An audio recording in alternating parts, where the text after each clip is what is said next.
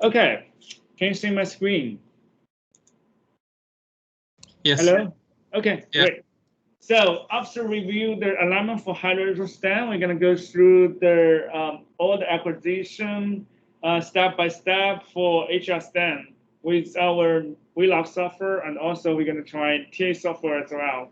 So by the end of the day, we hope you understand how to orient spacemen to strong access from diffraction pattern or Kikuchi pattern, and also fine-tune the alignment and image condition for HRSTEM. Understand the effects of beam currents and the ground length, spot size on image resolution, and sample damage.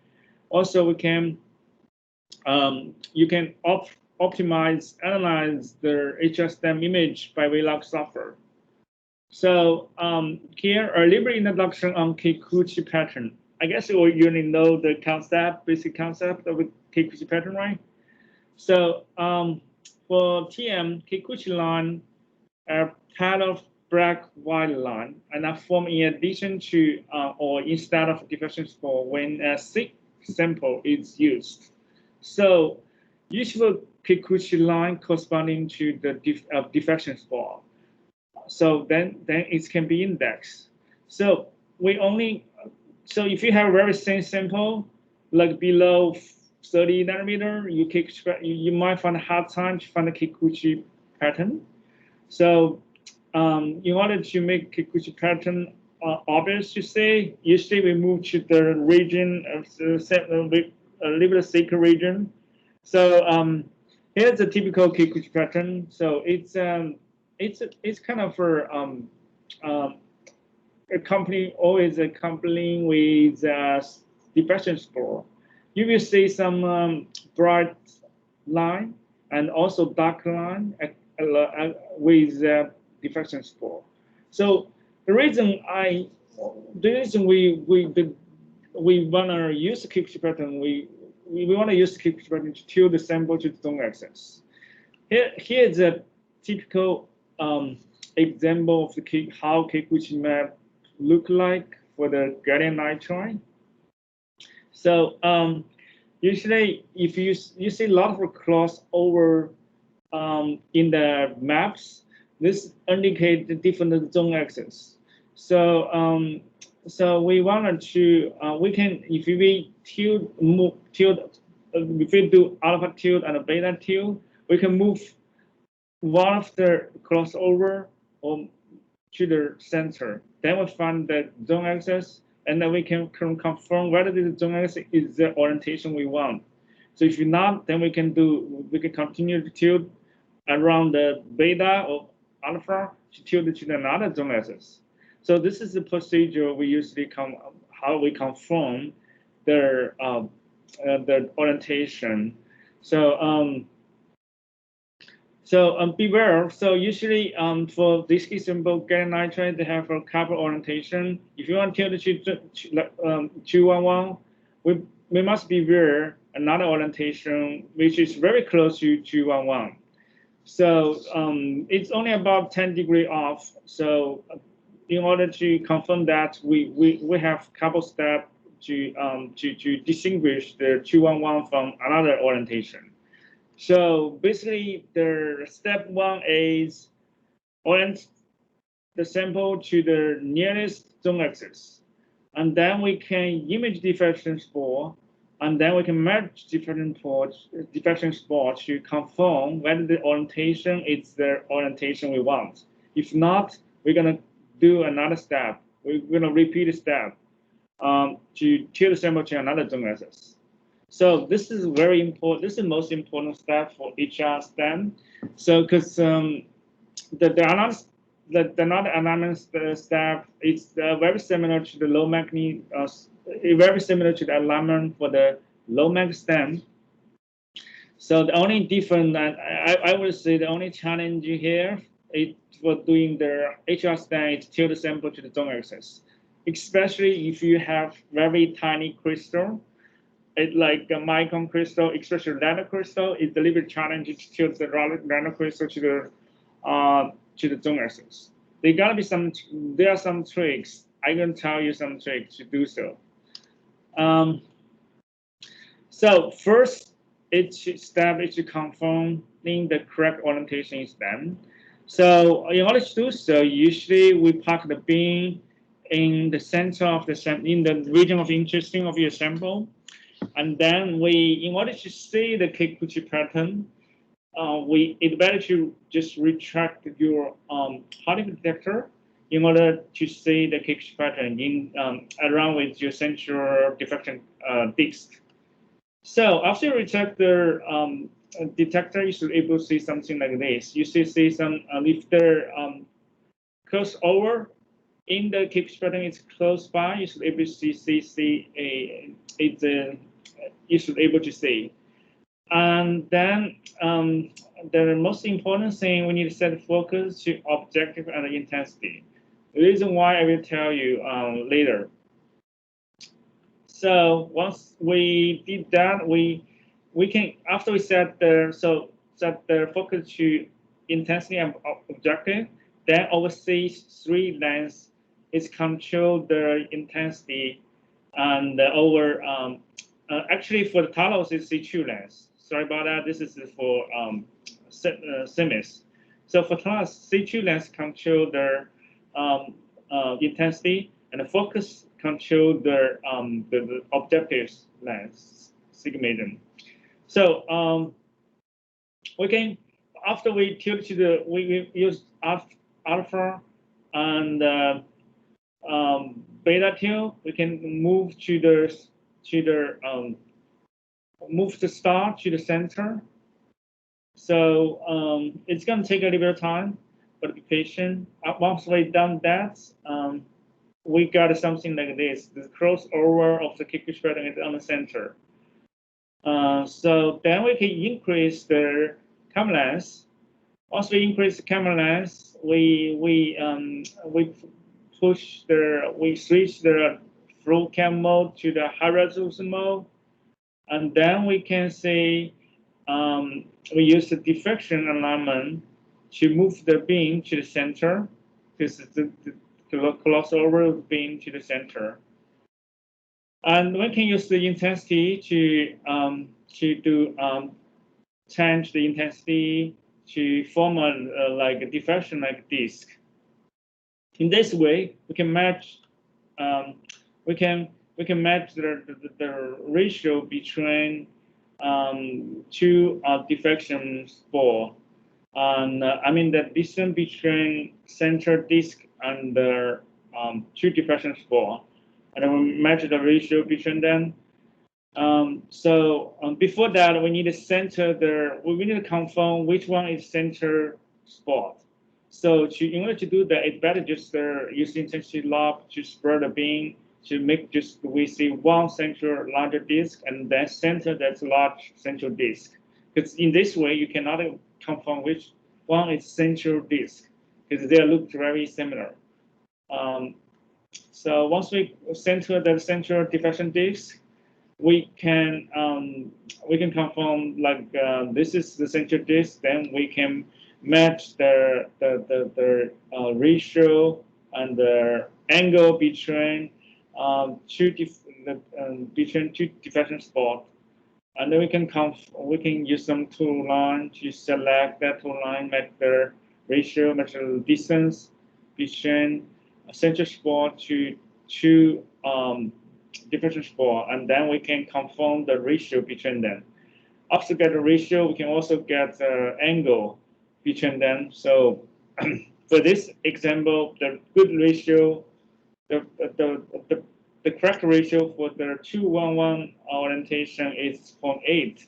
So we can confirm this is the right orientation. So this is the first step. We tilt sample to the zone axis. So after we've done that, then we can set up the microscopy for some HRSTEM image alignment. So the alignment process is very similar to what we have done yesterday. So first we find a sample, tilt the sample to close to the zone axis. Then we need to load a good magnification For if we don't have, then probably just choose a little bit large spot size number. Mean like we choose spot size 9 to 11, and we choose a little bit a large spots gown length number. Means we might choose the 5 to 6 gown length. So and then we can after we done that, we uncheck the diffraction and go to check the probe size, because we want to make sure we have smallest probe as small as possible. So so we if we do the we do beam shift element, we do rotation center intensity element, and then we do beam tilt, the PPX and PPY element. This is the which is similar with what we have done yesterday. So so after we've done that, we can go back to diffraction mode, and we select back the 70 micron condense aperture, and we use the field cameras, which is for HRF is about 200 millimeter for the Talos, and then we can find the amorphisure sample, amorphisure region to put a beam on the amorphisure region, and we can, based on the rankigram, we can do we can do the focusing.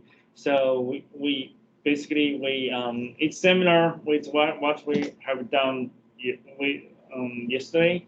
Just make sure you have a round shaped rankigram, and we have minimum contrast within the center of the rankigram. Okay. So once we done amendment, we can do acquisition. So first we can start scanning in search mode by choosing the little bit low develop time, little bit low develop time. Also the we find we can typically we need to because we are doing high magnification imaging, we can increase the OMAP to around like 5.1 million X. So and then we can switch to the preview. The reason, because we want to see the lattice, so the reason we want to switch to the preview, because we can have a little bit slow scan. In this case, if we were right focus, we should be able to see the lattice. So we just use the focus lock to decrease once we are close to the focus. We first use Z to bring the focus to the very close to the center high, and then we can use the focus lock to reduce focus lock focus step to 1 or 2, and then gradually turn the focus lock counterclockwise or clockwise.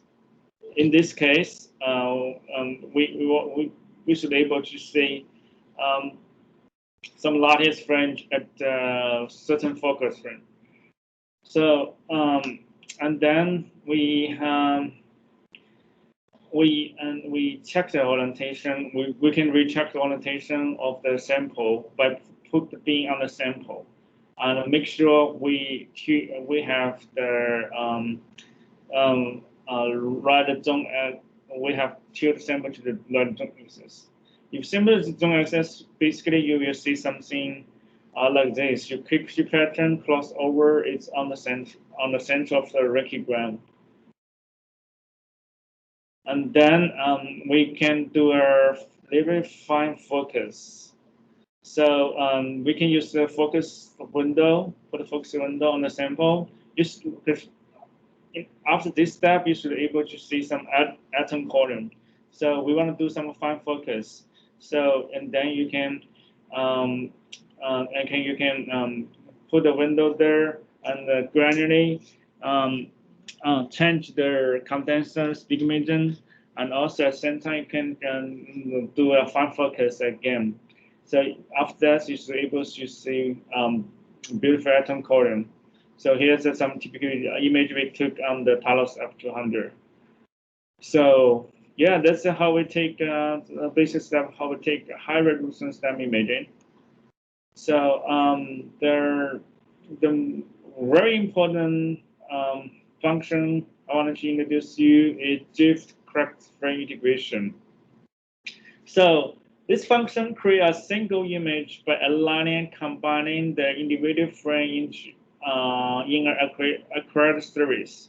So it can be used on TM and the STEM. I recall I have shown you DCFI yesterday by acquiring HR10.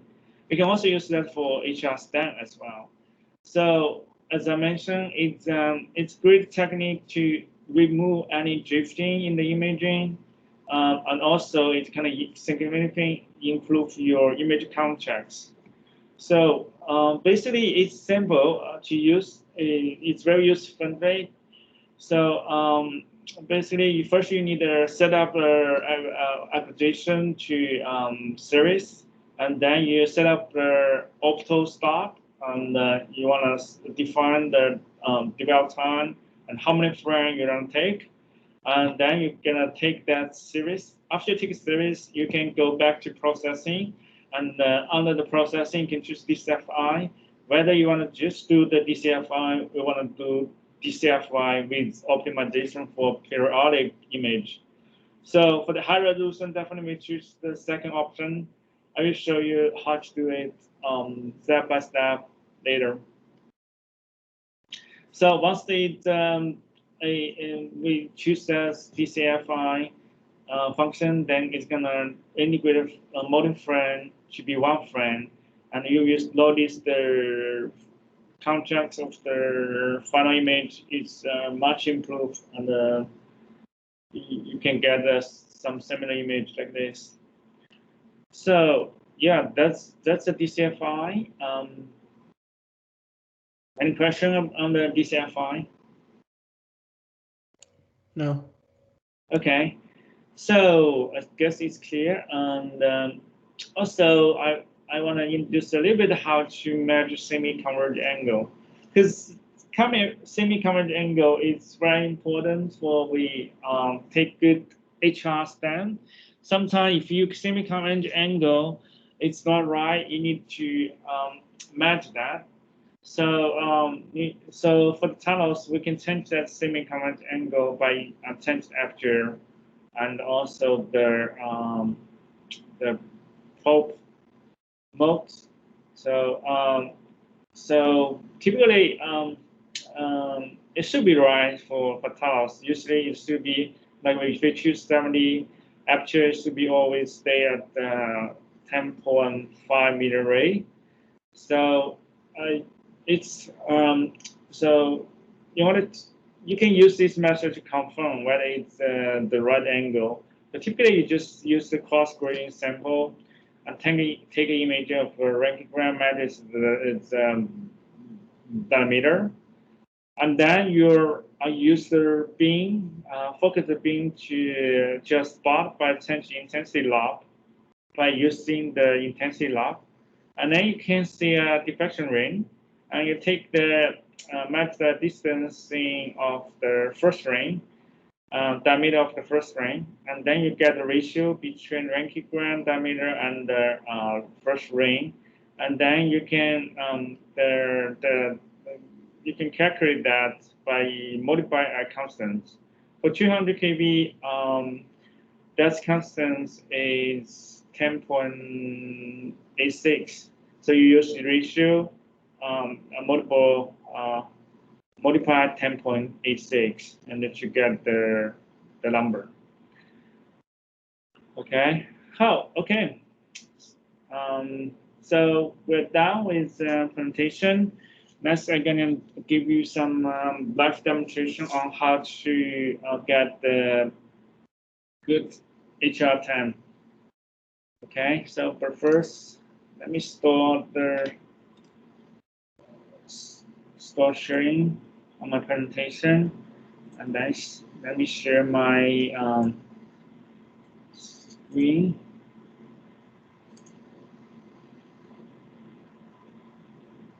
Can you see my screen? Yes. Great. So, okay. So, the first thing I think we need to do a little bit of alignment. So, because I think the alignment is similar with what we have done today, yesterday. So, would you like a little practice? Like, you can tell me how to do the basic alignment. I can be your hand.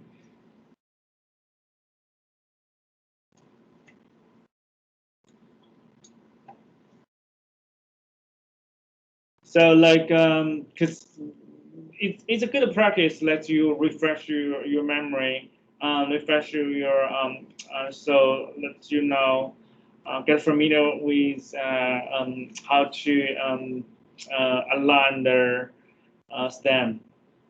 Like, first step.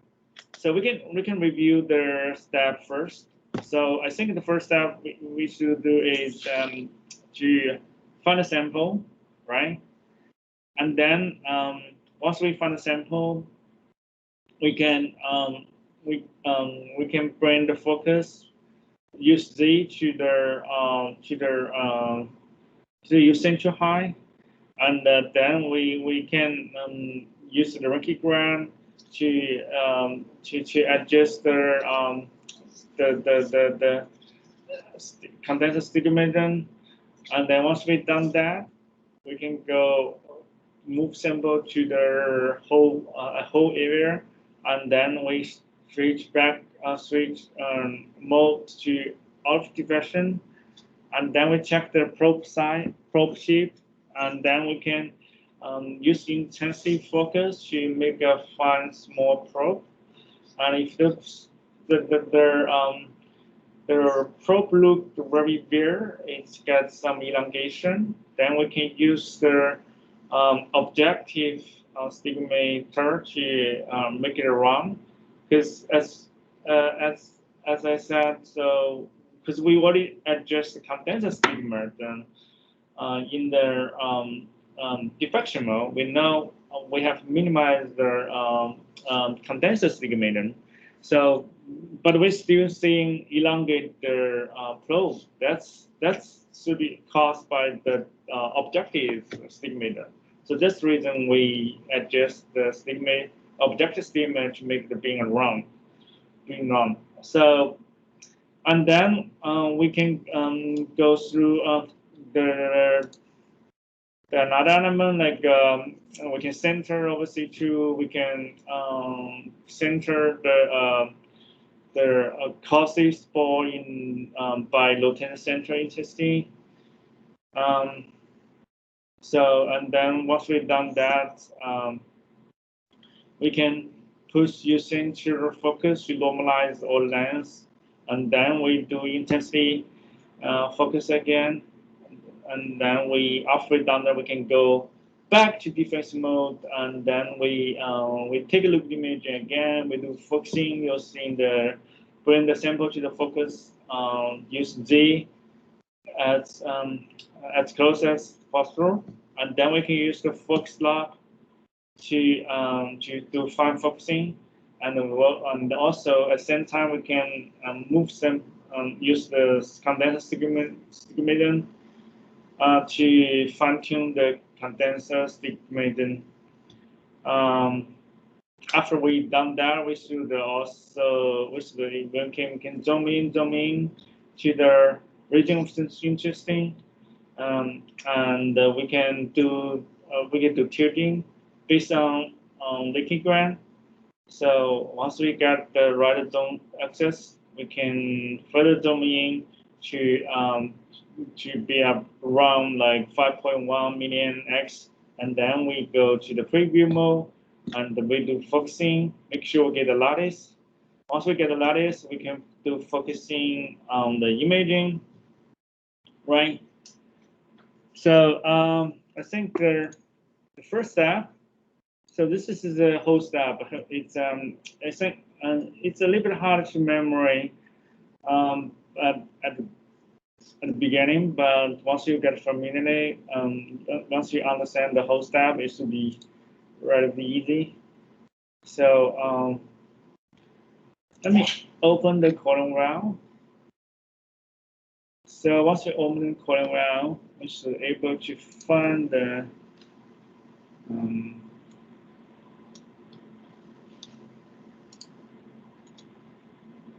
so we put string down.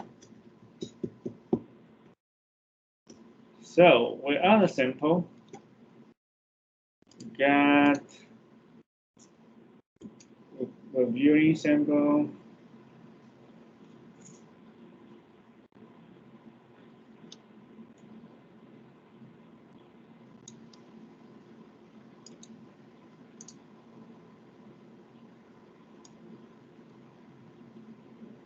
Okay.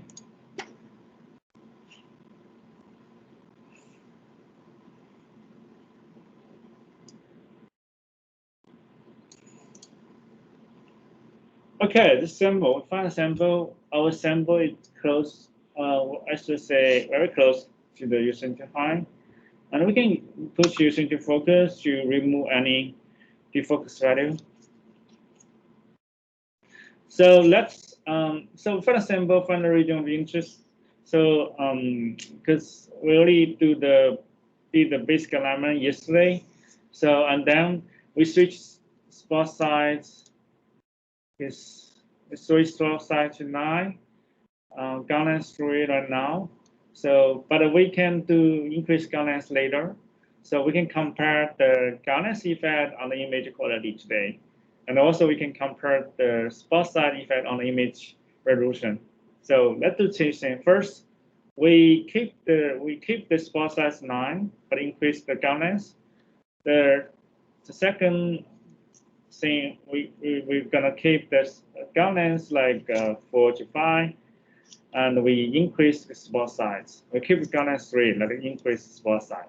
So to see how the spot size affects image quality. Okay.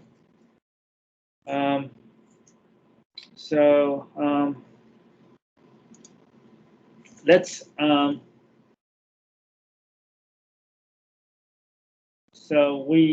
but the first thing we need to tilt the sample to the zone axis.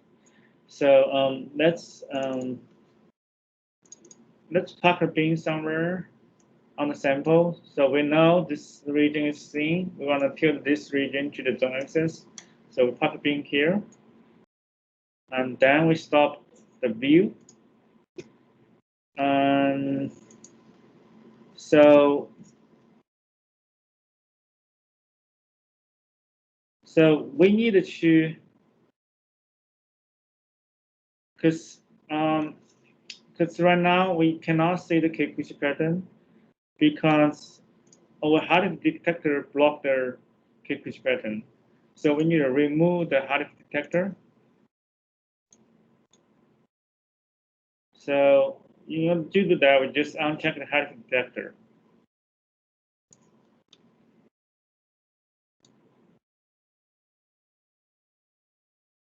And then we switch back to the, so right now, because we want to have a large field view, we just switch to the, go out of the high resolution mode in the full cam. And then we can use central modes to increase a little bit the contrast. In the central modes, adjust brightness and the contrast. So right now you see the Kikuchi pattern, right? So because right now this is indicating we're right at zone axis. So let me do a little bit tilting so you know how it look like when it's off axis. Yeah, you see this is close over. You see this Kikuchi pattern. It's not on the center of the diffraction disk. So the target is to use alpha and beta to tilt it to the zone axis. Till the crossover of Kikuchi pattern to the zone axis.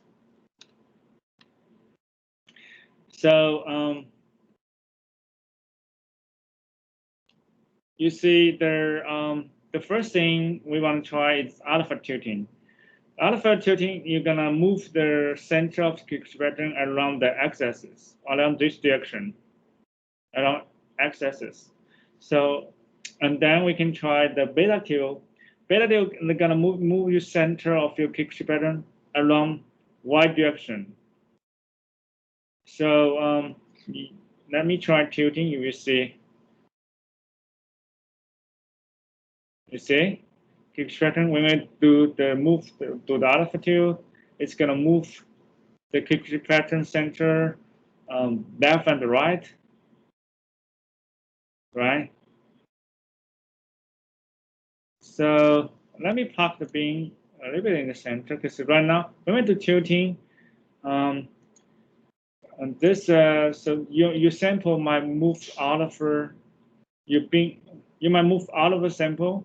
So if you park the beam on the center, it's might give us more freedom to tilt the sample. Okay, and then we can retract the detector again. Okay, detector retract. You see right now it's on the center. Go off, off, go off. This is a way off, right? This is a way off. You see, this is lines. This is indicate in some. You see some white line, black line. Indicated it's way off. It's not under.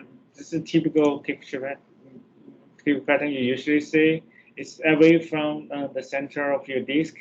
So if you see this, is you can imagine you can give a basic judgment where the crossover is located.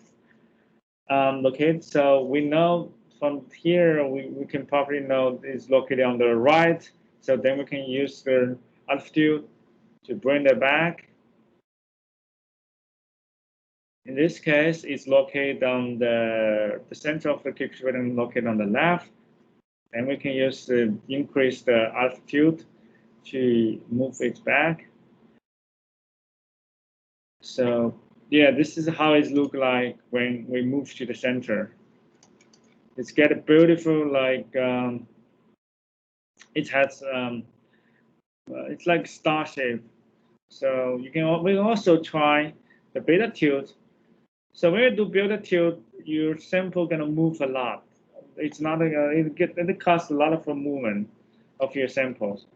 So you see, this is we can use the beta tilt to tilt the sample to move the cost of the center of Kikuchi pattern up and down. This is move up. You see this center move up. Use the beta tilt. It's move up, and we can use the beta tilt to move to the center.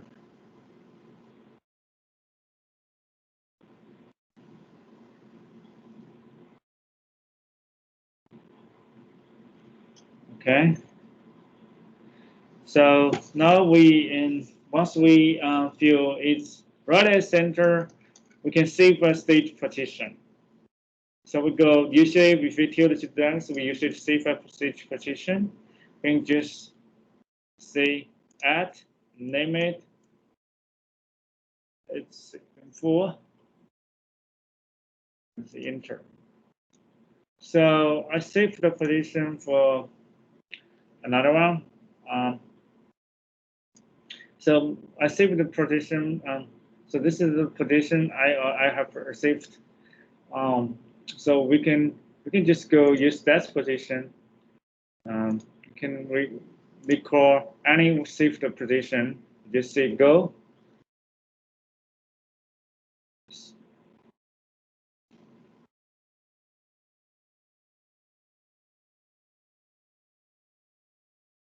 So then we got the where then we can easily use safe stage position to bring our sample to the zone axis. So once we're done with that, we can confirm the orientation, which is just in the stem. We just use the focus sent to stand intensity objective, and then we choose intensity log to condense your beam.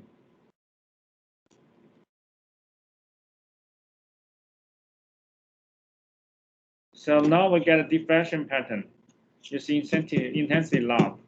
So, but before that, we need to select focus, intensity, and objective.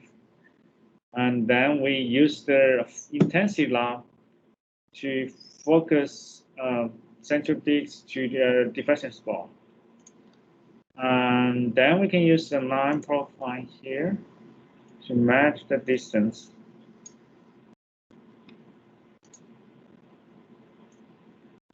So we can read the value here. So this tells you how many meter rate and the degree tilting of this line.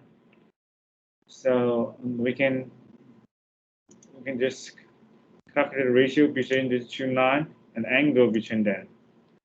Once we have the radio, we can confirm the orientation. So right now we can calculate that. This is confirmed. We can confirm this is 211 silicon orientation. So once we confirm that, we can simply push using to focus to bring focus back to 0, and then we simply reach the and then we go to the accreditation. We go HRSTEM, and we get a view again.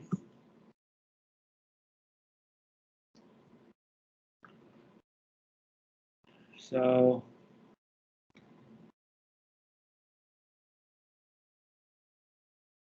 and then because right now we know we are very close to the zone axis, right? And then we find the same. We want to tilt this local region to the zone axis. We check the orientation.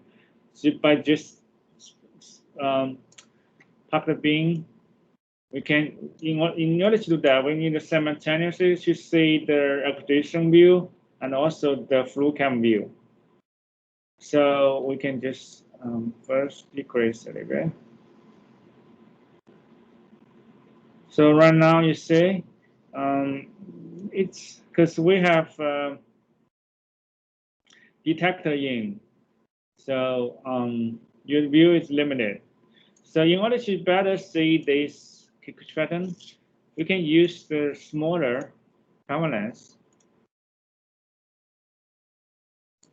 So if you switch to smaller camera lens, we should able to see the Kikuchi pattern better. You see, this is the Kikuchi pattern. And then we can,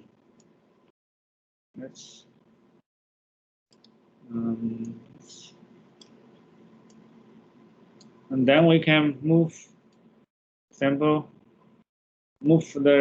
pocket spot around to see where we can find the perfect zone axis.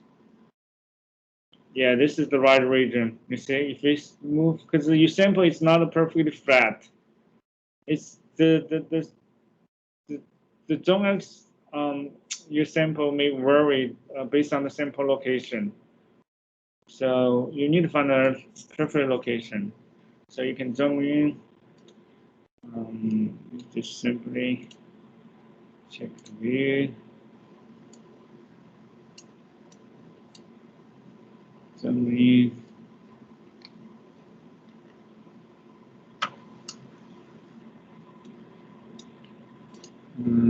Stop view. Okay, you find maybe this region. You say this region is perfect and it's also you want to, because we are doing high resolution STEM, we don't make sure we are in a very thin sample region. So I know this region is a little bit standard than the this region. So I need to find a region. I find a region in this area. So I move around. Maybe this is a good spot.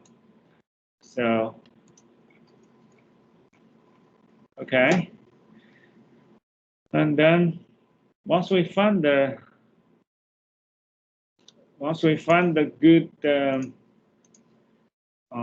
zones and also good location, and then the next step we need to do fine tuning. So I know because we already do the alignment, the low magnification for the low mag STEM imaging, and I know where alignment is close. So we just need to check the few things.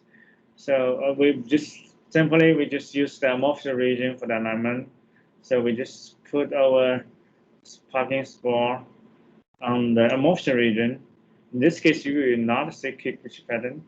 So and I need to bring our camera lens to show file again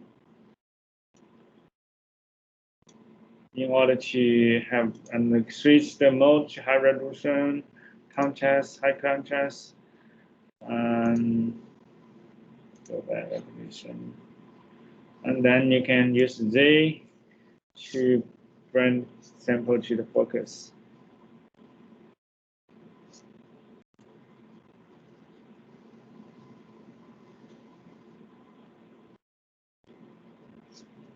Okay, it's moving. Okay. So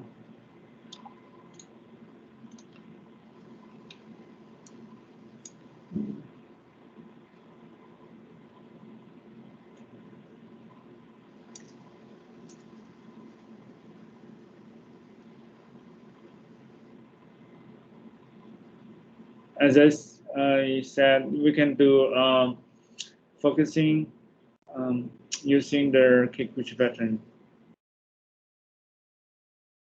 But first, we use Z, bring the focus to the as close as possible. Then we use the focus. So now we bring sample to the using the focus. You see the minimum contrast here. You see a broadening point here. And then to better see the Kikuchi pattern, you might want to change the aperture to 150.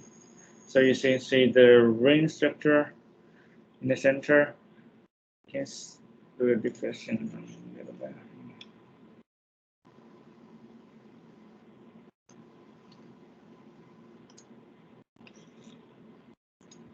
Yes.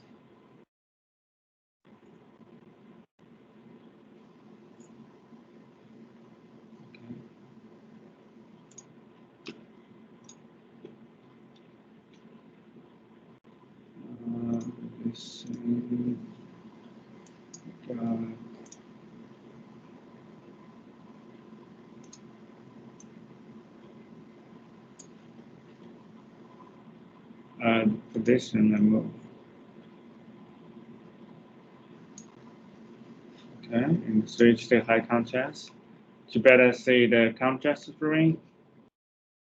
And then you see your C2 aperture is not centering with rankigram. And then we can use the back to camera. Select the aperture here. Adjust. Move your C2 aperture to the center of the diffraction disk. Once you're done with that, you can also adjust the diffraction element. So,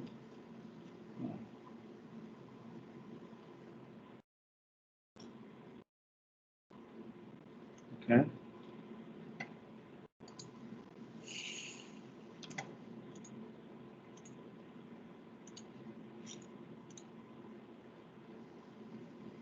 And then you can do fine focusing.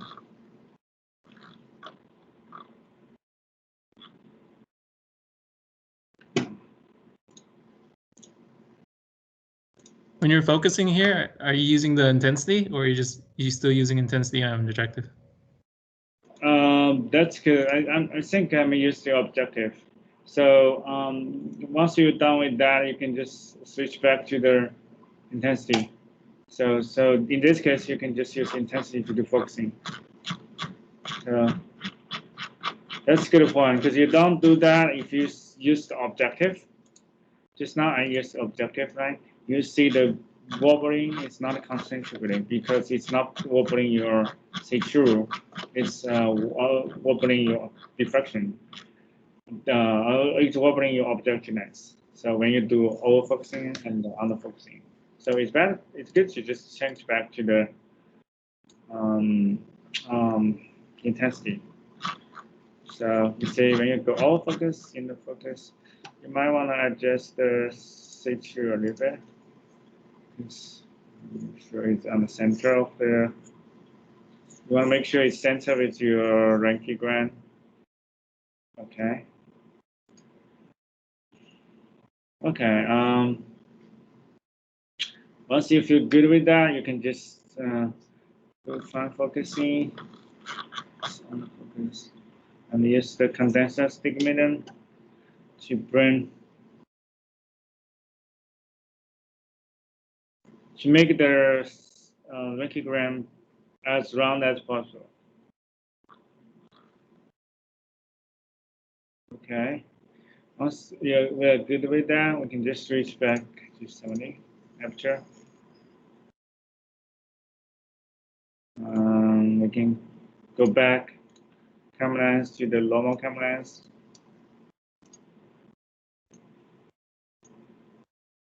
Okay, then you say this is a very good central eye. You should say it's kind of have the minimum contrast in the center. The ring, the Röntgen, it looks perfectly round. It's like because we simply call it this is a boring point. So once you're done with that, we know we have little bit, just a little bit. We have minimized the condenser astigmatism. So and then, because right now I have the focus value 1.07 micron. I just push that using the focus. Bring the focus value to 0, and then you stay high.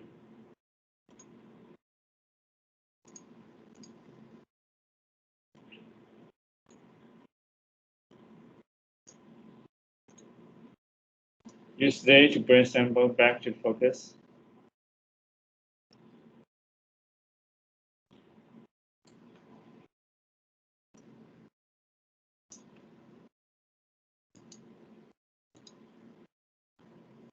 And then you can use focus lock to a little bit of fine focusing. Okay. Yeah. So and now we can try HRSTEM, but because we can try HRSTEM without check the probe size, without checking the probe size and the probe shape to see how image look like, and then we can try, and then we can do fine tuning of the probe, and with going out of diffraction mode, and to make the probe as small as possible, as large as possible, and also take another image to do it's kind of a compressing to see which one will get better, which one's better. Okay, so we can just do. So make sure, and then also we need to do a little bit of confirmation. We should always check the location, because if your sample is not at the zone axis, you see here, this is location, your sample is not at the zone axis, because you keep Röntgen is not at the perfect center of your disk. So usually, typically we do when we say start the view, we can gradually zoom in. So we should have 2 monitors because right now it's better to do so on 2 monitors. So, but so you see, it's not at the center. The Rankine ground is not at the center. Diffraction disk. So probably we need to move to another region. We can go. Can do a little bit tilting maybe. So, or we can just move to different region to find a perfect spot. We can move this way. Yeah, let's stop view.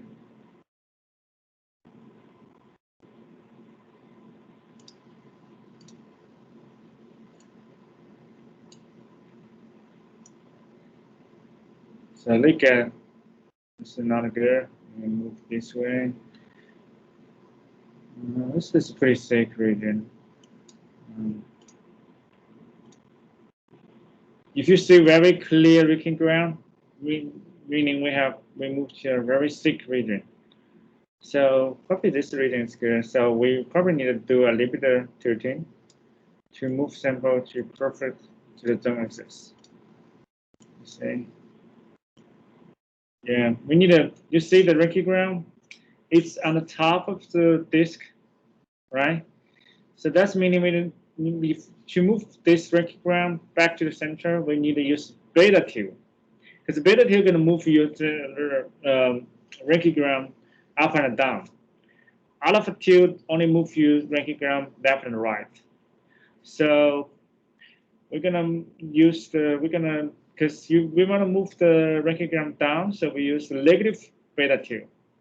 We probably because it's a lot is because only a few distance.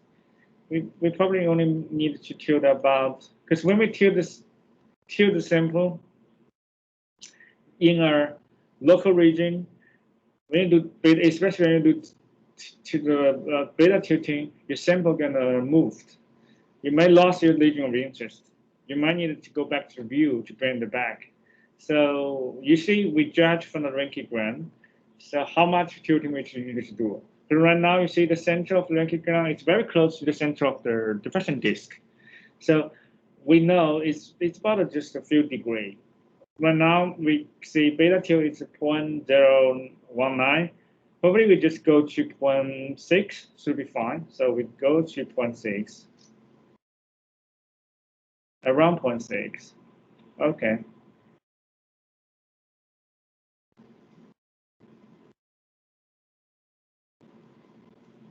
Yeah, this is like a judgment. So you don't need to go back to check your sample location again very often. You just do kind of a basic judgment based on how far of your Rankine ground center to the center of the diffraction disk.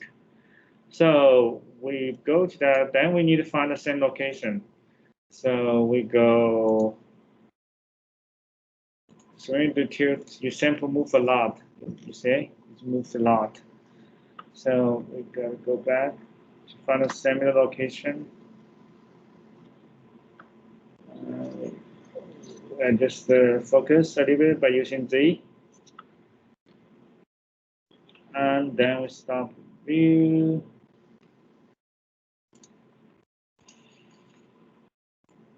You see now your disk is very close, right? Your disk, the center of your Rankine ground is close to the center of the disk. We can zoom in a little bit.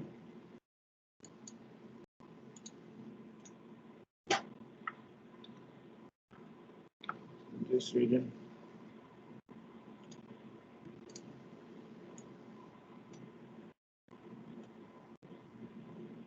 Yeah, this region is right at the center. If it's right at the center, within the Rankine ground, you see some atom contracts here. That's mean we are very close to the center.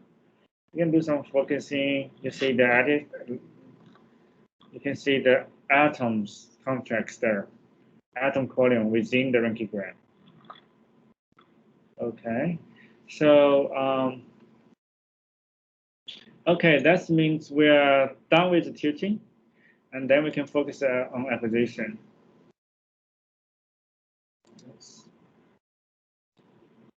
That's because we just have one screen. It's a little bit hard to see the ranking and also the acquisition view at the same time. Let's start view. We know this is simple. We know this is the location we want to find. We just double click here to move this region to the center of the screen. Okay, and then we can zoom in.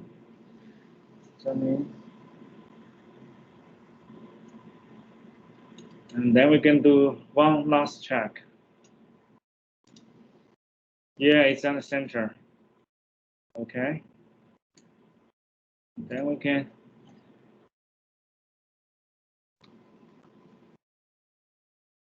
do we can go to preview. We set up preview like possibly we can do 512 by 512 and increase the dwell time 4 microseconds in the preview. And you see in the preview, you see the lattice fringe, right? You can do fine focusing.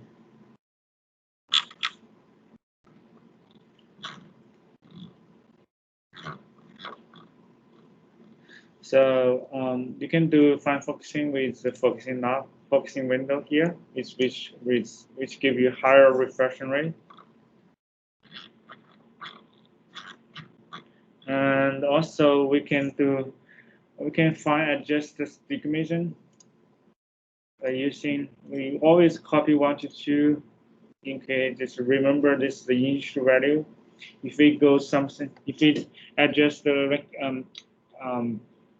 astigmatism to the wrong direction, we can always bring it back by just simply click this value here.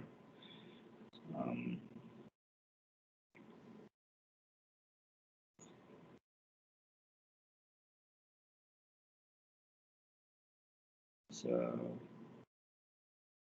it's a good gun. Okay, we did it fine focusing.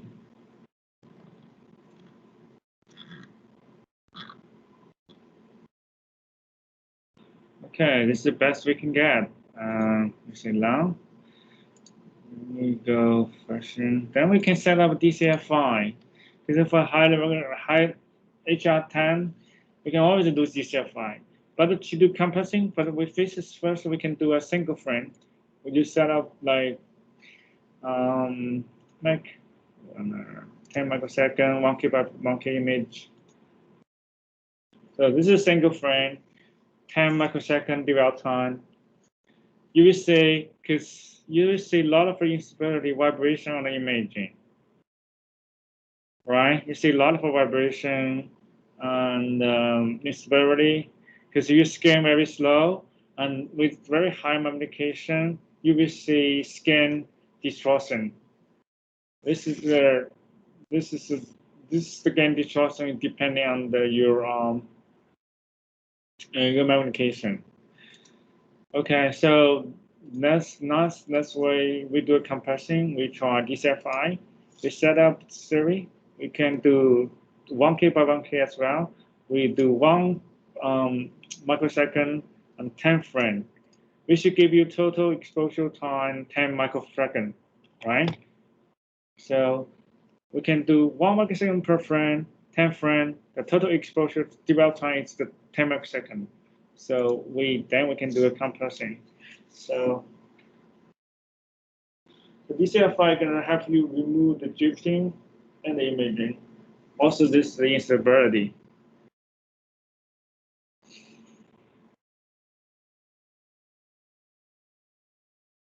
Okay, under the processing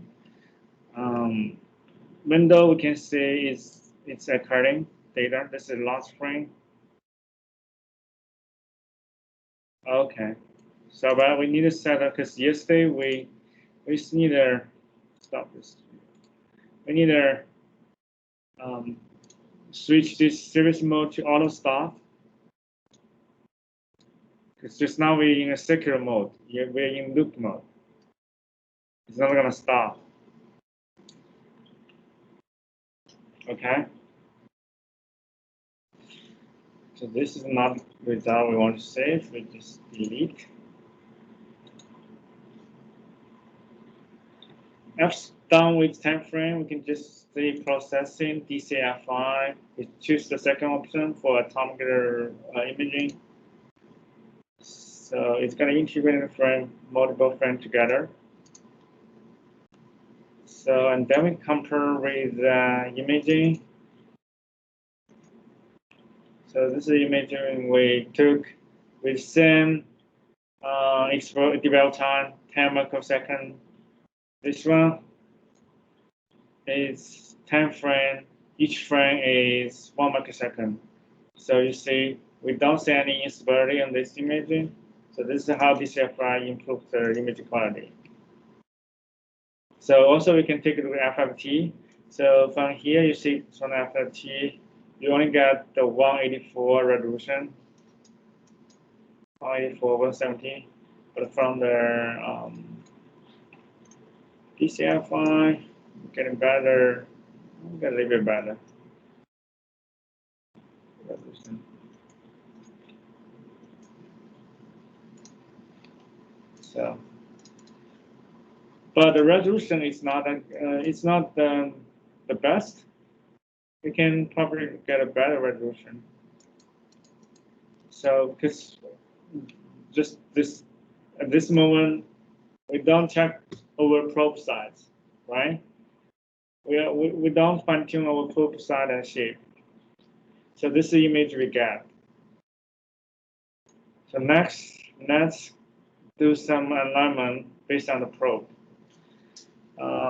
We go to do that. We need to move the region, move to a region out of sample region. So we just go there. We remember this location. So it's around here, right? We can just simply go back around here. Between the 1, 2, 3, between 4, it's between 2 and 3 gate. It's around here. So we remember this location, and we can go out of our view, go out of the sample, and go out of our diffraction mode to check our probe.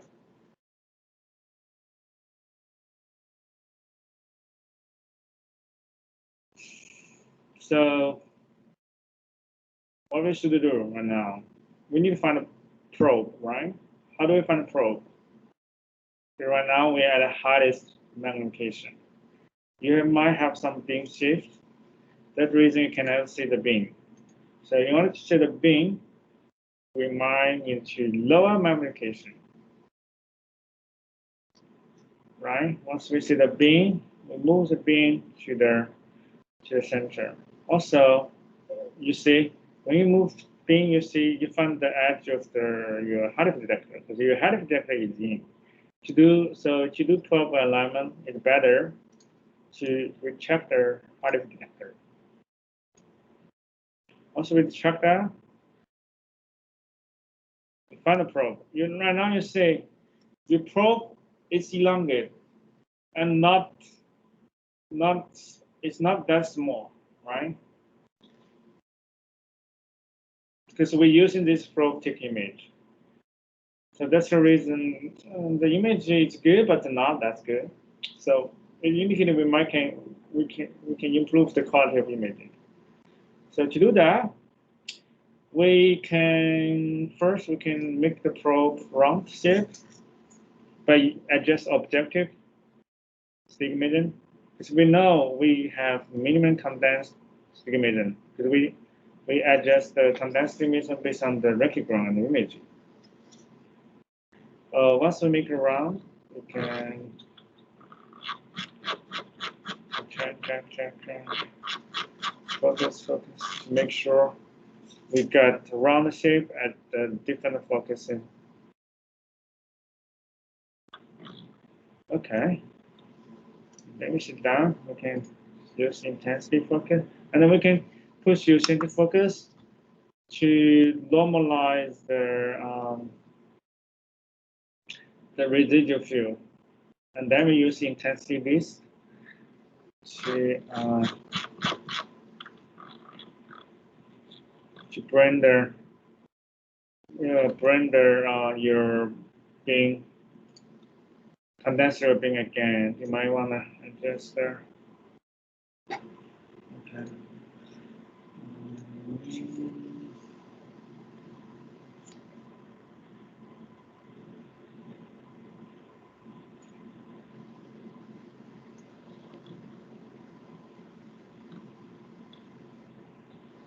Okay.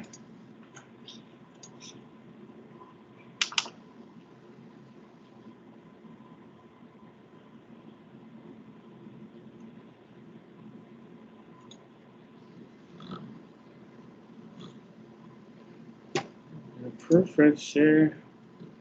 Run the beam. We want to let's go to high magnification.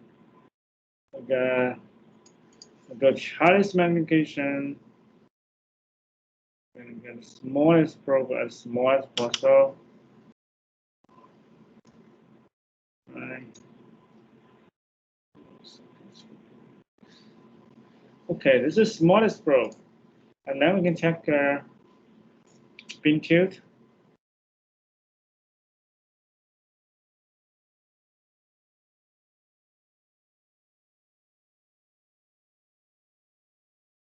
Use the multifunction X and the Y.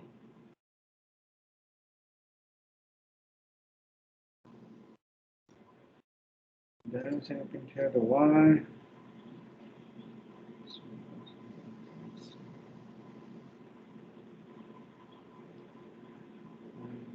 Beam shape to center. Use the intensity, set your center focus again. Then we can use the rotating center intensity to set that.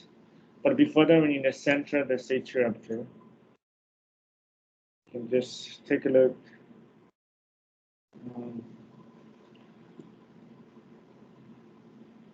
Use the multifunction on the Y to make it wobble concentrically. And then it looks good.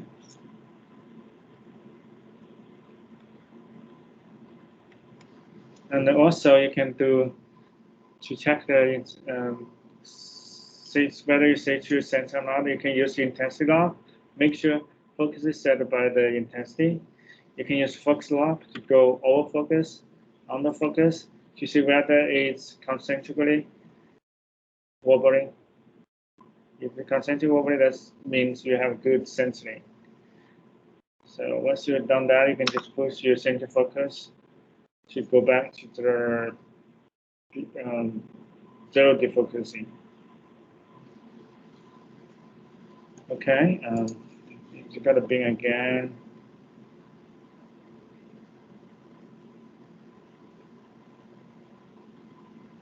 Okay. So go zoom in. Go to hardest one.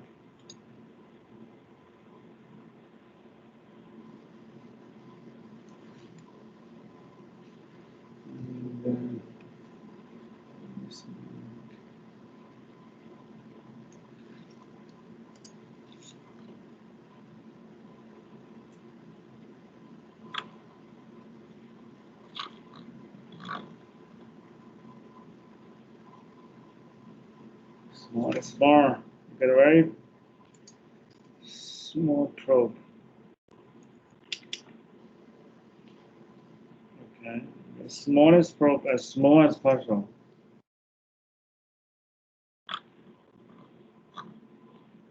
Okay. And then you can check the beam tilt point. Find moment.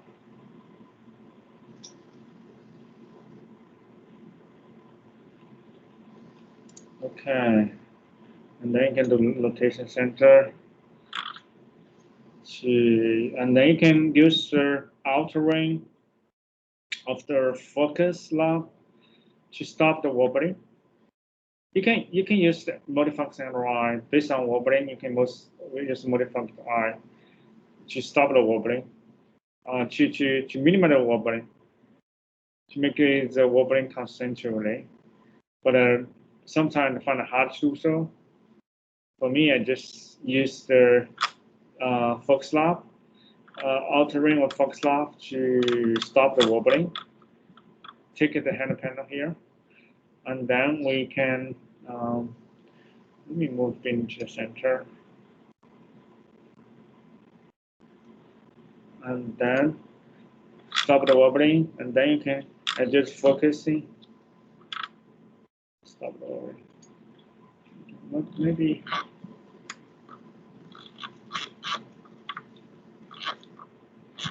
We need to find that center spot. Yeah. So stop the wobbling. And we need a this is a good view. And then you use multifunction Y to move that brightest spore in the center to the center. You move the brightest spore to the center. So this is the brightest spore within the Magnification disk. Within the probe. So make sure it's in the center. Okay. Once it's in the center, and then we go back to the intensity focus again. Then we're done with the alignment. We can just simply go to the differential mode, check the image quality. We might need to adjust the focus again, the Z height. We go to sample, we find the same location. It's just between here and here, I think. So we bring sample to the focus. Use Z. Because now we know we have very fine focused probe. Our probe is very small. So we don't want to use too much focus lock to do focusing. We just use Z to bring the sample to the focusing point as close as possible. So,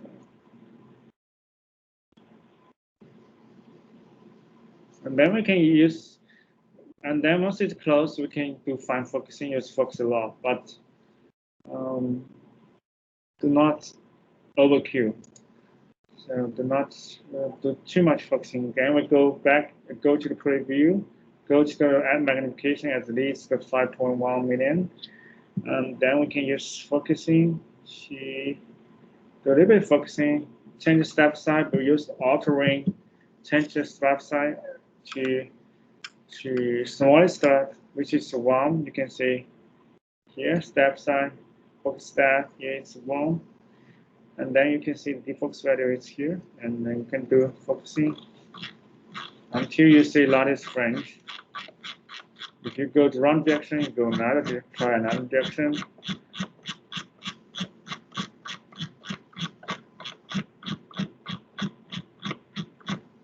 See, we're close. So do keep this defocus value below 200 nanometer. Otherwise, your probe is gonna be too big. If you find this defocus value is over 200 nanometer, so you can adjust you push your center focus and then adjust the sample focusing by use Z, bring the Z focus to the Z as close as possible, and then do the and then repeat the step again.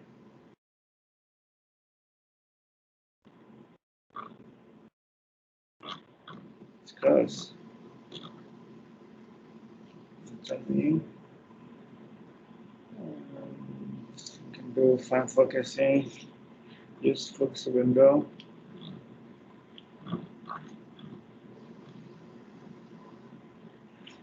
Then we can do condenser illumination, copy 1 to 2.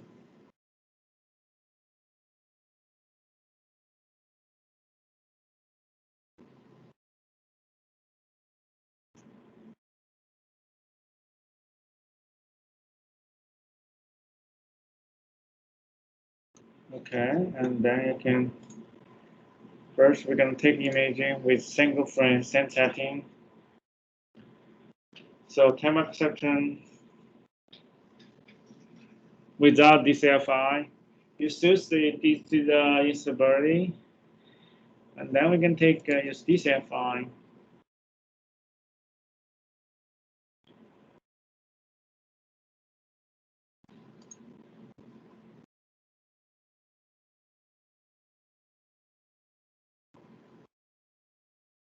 And then we can do comparison to see get any proof. The processing, select processing, DCFI, optimize for per audit image.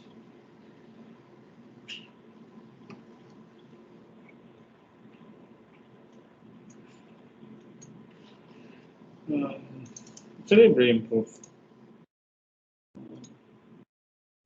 This is the image we took before.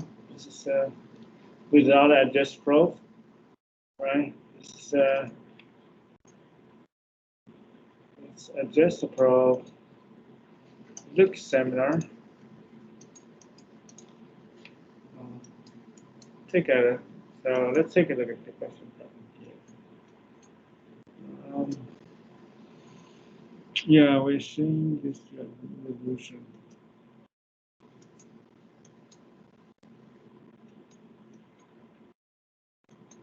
Okay, I think a little bit improved. But this one, you see, you don't see some. The most diffraction spot you see, meaning better resolution we get. Here we barely see this spot. This which is 128 picometer resolution. We barely see this point. Here, you can see an event here. Yeah, maybe a little bit improved. So,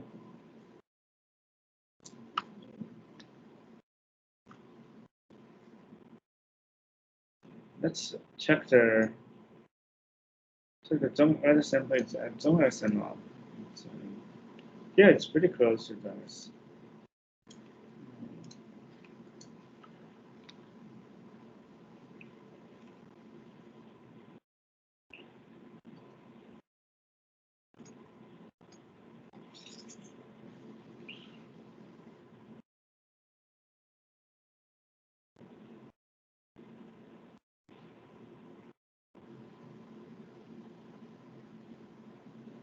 Do more focusing.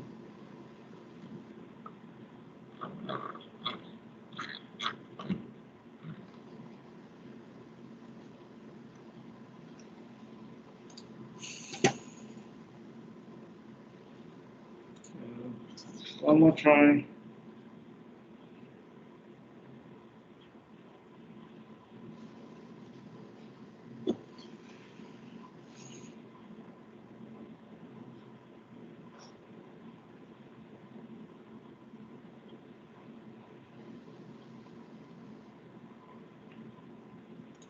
Processing and the DCFI. Yeah, just trying to see this spot. It's getting clear. See more.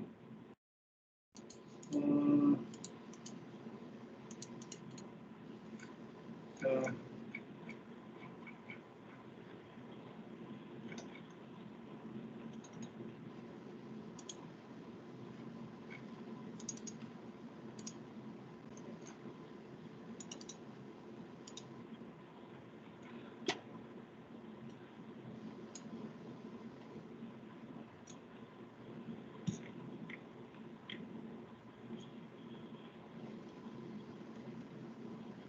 so you can.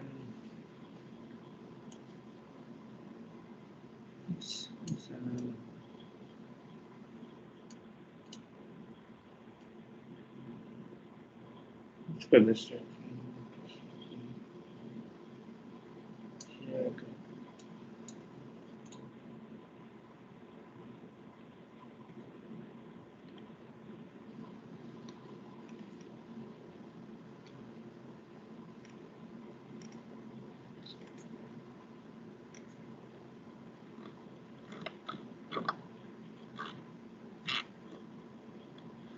Okay, can go preview.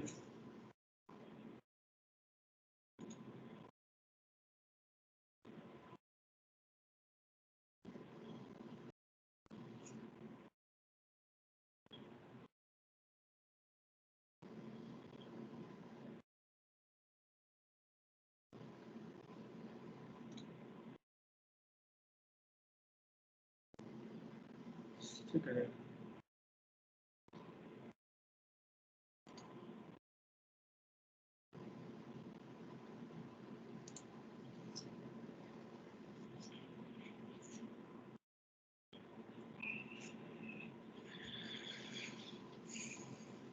We can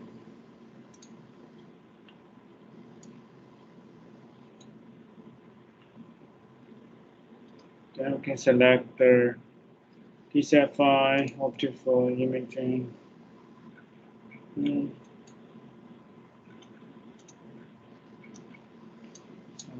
Now seems we see a little bit of resolution here. See, in this case, we see a little bit more spot here. So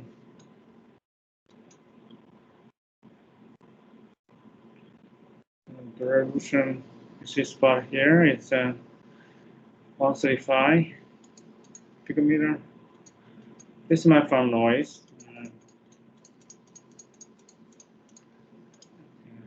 So you see the image is still, because we don't, we still get a little bit noise on the image. So we have a different kind of filter to remove the noise in the background of the image. You see, if you click here, you see this white contrast here, dark contrast here. This maybe because this is prepared by the fade. It might have some contamination or defect damage on different region. So in order to remove this the different ununiform background, we can use a high pass filter. You just simply click high pass, and then you see this the contrast is removed. Your background contrast become very uniform, right?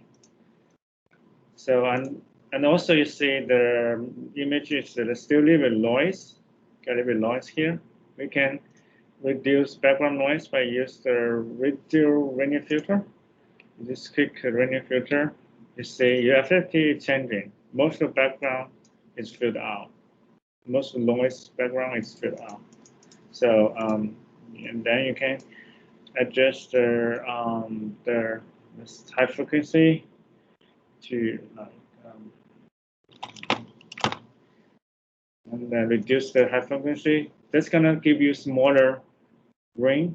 So outside of smaller ring, all the noise point gonna be filled out. So in this case, you can see much better contrast. And so this is a before. This is after filtering. This is a before filtering. So before filtering, you see a lot of the noise instability here. After filtering is getting better. Okay. So next, Jeffrey, do you have any questions so far? No. It's just so when you're fine focusing, the focus is also in intensity here. Yeah, it's intensity. So the only time you do intensity and focus is when you're trying to get the spot pattern on this pattern here from the Kikuchi lines. That's a good question. So it's really doesn't matter a lot. So you can do focusing because keep that in mind. If you do focusing using intensity, you change see-through lens value, right? If you do focus with objective lens, you change objective lens value. So it's just a minor change. So if we prefer using intensity because you just change the C2 lens value. If you change objective lens value, you're going to bring more objective aberration. If you change a little bit of C2 lens value, you're going to bring more condensed astigmatism. So we know we can adjust the condensed astigmatism through the Rankine on imaging, right? So Yes. that's the reason we use the focus, set the focus as the intensity. Okay. Because if we can set the focus to the objective, but then when you change the focus, we have to go out of the direction to take a look at the probe, right? And to adjust the objective astigmatism, right? So, Okay. so we know we can adjust this condensed astigmatism easily through the Rankine on the amorphous region. That reason we prefer to set the focus the intensity. Okay. That's a good question. Yeah, that's a very good question, I think. Okay. Yeah, that's how we do HRSTEM imaging. So, and then I guess can we take a 10-minute break, and then after that we can go through how we go through the long gown lens effects, thin current effect, and also the spot size effect on the image quality. Because right now we compare the so far we did a comparison between with DCFI, without DCFI.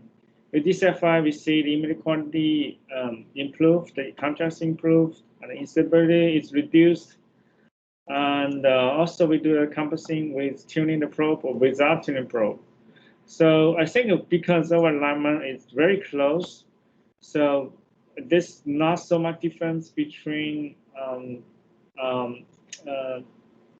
tuning probe and without tuning probe. Because we did tuning on the probe yesterday, so the alignment is pretty close. So that's the reason we don't see the big difference. But if you like start with fresh, you don't tune the probe before, you will see big difference. Yeah, that's pretty much how we do the HRSTEM. So right now it's 10:40. We're back in 10:50. Is that okay? Yeah. Okay, see you later. All right. Yeah, let me start recording.